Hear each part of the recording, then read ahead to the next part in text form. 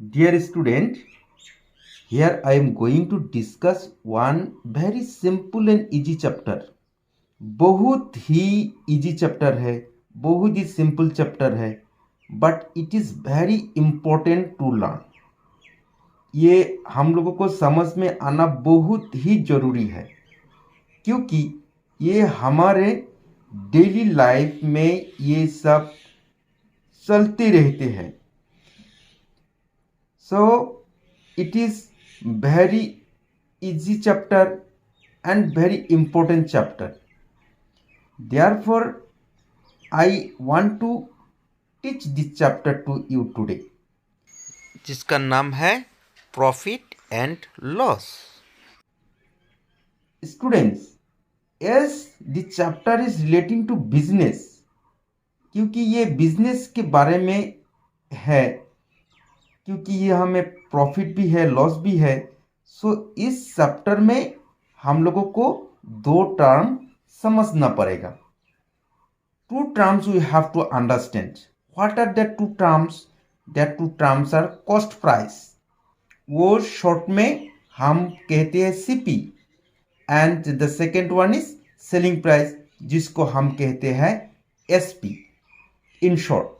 सो CP और SP के बारे में जब हम लोगों को पूरा ज्ञान होगा तब हम इजीली हमारा लॉस है या प्रॉफिट है यह हम इजीली समझ सकते हैं. So to understand profit and loss we have to understand cost price, CP, selling price, SP. So students, so I want to say what is cost price and what is selling price. जब हम कोई book shop में जाते हैं कोई book खरीदने के लिए, तो बुक सेलर हम लोगों को बुक सेल करते हैं. He sells the book to us. जो बुक सेलर के लिए वो सेलिंग प्राइस है. लेकिन वो book seller before selling this book he buy that book from some other wholesale bookshop, which is his cost price. For example, suppose the bookseller buy a book at rupees 200 and he sells that book to us at rupees 300. That means his costing price is greater than his costing price is less than selling price. That means his selling price is greater than cost price. अगर book seller का selling price costing price से ज़्यादा होगा तो obviously उसका profit होगा. तो कितना प्रॉफिट होगा, वो प्रॉफिट हम निकालने के लिए ये फॉर्मूला यूज करेंगे.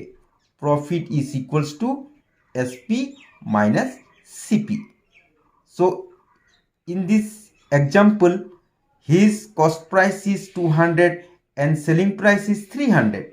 That means उसका selling price cost price से ज़्यादा है, तो उसका क्या होगा, शॉपकीपर का प्रॉफिट होगा. तो वो प्रॉफिट हम इस फॉर्मूला से निकाल लेंगे. कैसे? So we put the SP is 300 and CP is 200. So 300 minus 200, so 100 rupees shopkeeper का प्रॉफिट है. He is earning 100 rupees by selling this book.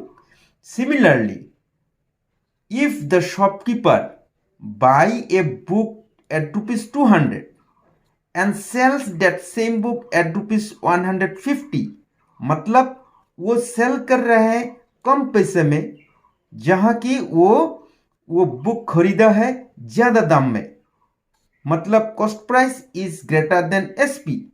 तो इसमें ऑब्वियसली शॉपकीपर का लॉस होगा. तो लॉस कितना होगा वो निकलने के लिए we will use this formula. Loss is equals to CP minus SP. इसमें सीपी कितना है 200 एंड एसपी कितना है 150. So 200 minus 150, so 50 rupees shopkeeper का लॉस होगा. तो अगर हम लोगों को सीपी कौन सा है, एसपी कौन सा है, सीपी एसपी से बड़ा है या छोटा है, एसपी सीपी से बड़ा है या छोटा है, ये सब अगर हम लोगों को पता चल जाएगा तो हम लोगों को ये भी पता चलेगा कि उसका प्रॉफिट है या लॉस है। सो ये चैप्टर बहुत ही इजी चैप्टर है और बहुत ही डेली लाइफ में यूज होने वाला ही चैप्टर है। हर दम हर रोज हम ये चैप्टर को हमारा डेली लाइफ में यूज कर रहा है। So it is why it is very important to learn this chapter and very easy to understand. I hope you understood this chapter. Having any problem, you can contact me through comment and I will help you through comment. Thank you for watching.